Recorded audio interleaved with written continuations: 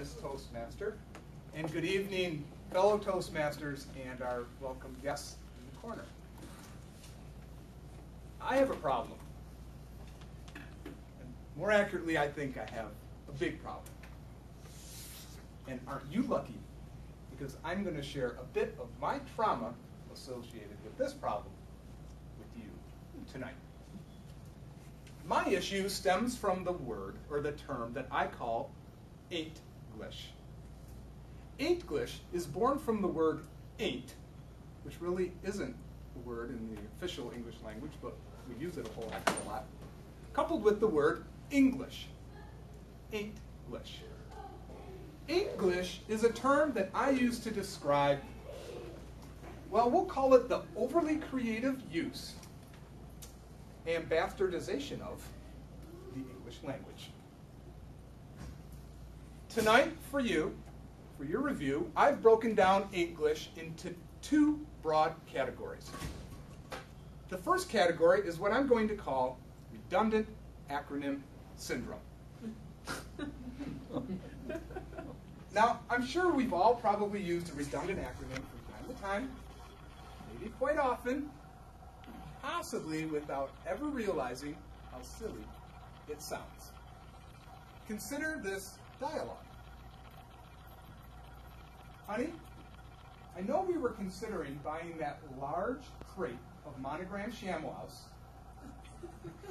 and it was an expensive purchase, but I don't remember authorizing it on my account. When I went to the bank today, I walked up to the ATM, and I put in my PIN number, and the LCD display instructed me that we were overdrawn. That sounds like a simple enough conversation, right? Well, the key is that it sounds correct, but it ain't. It's Ain't-Glish, and doggone it if it doesn't drive me bonkers. Just out of curiosity, can someone tell me what the acronym ATM stands for? Automatic Teller Machine. Automated Teller Machine. Yeah. So let's go ahead and replay that conversation, but this time substitute the actual words for the acronym that they represent. Honey, I went to the Automated Teller Machine today, and I put in my personal identification number. And then the liquid crystal display instructed me that we were overdrawn. Purchasing a large case of monogrammed ShamWows, probably kind of a silly use of your money. Just be careful that it's not you sounding silly in your next conversation. The second broad category of English is what I lovingly refer to as homonym hell.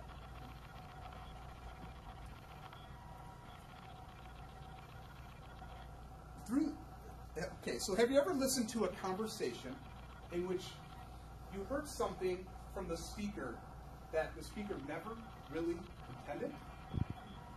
Well, through the magic of homonyms, which are words that sound the same but have completely different meanings, this happens to me all the time. True story.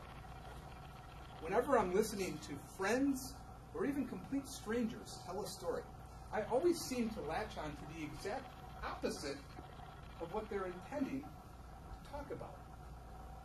This happens a lot with me when anyone uses the word intense within a conversation.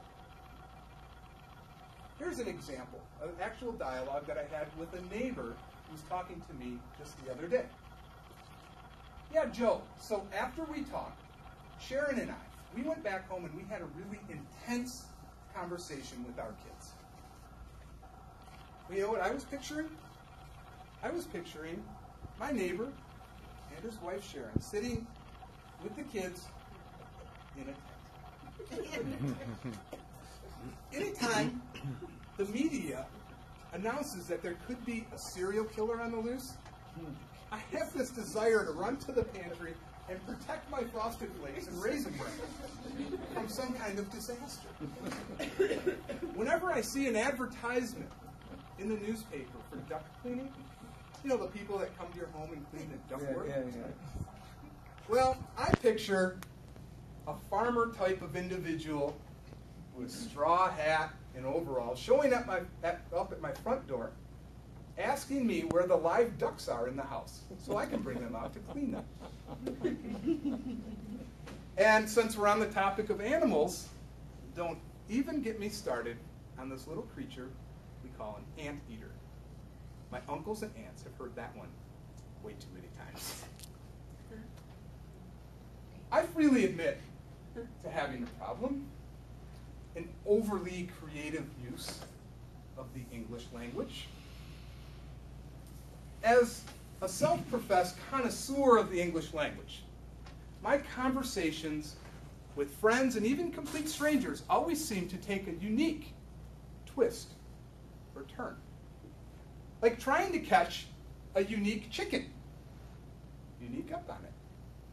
I'm forever trying to catch dialogues free of Ain't-Glish.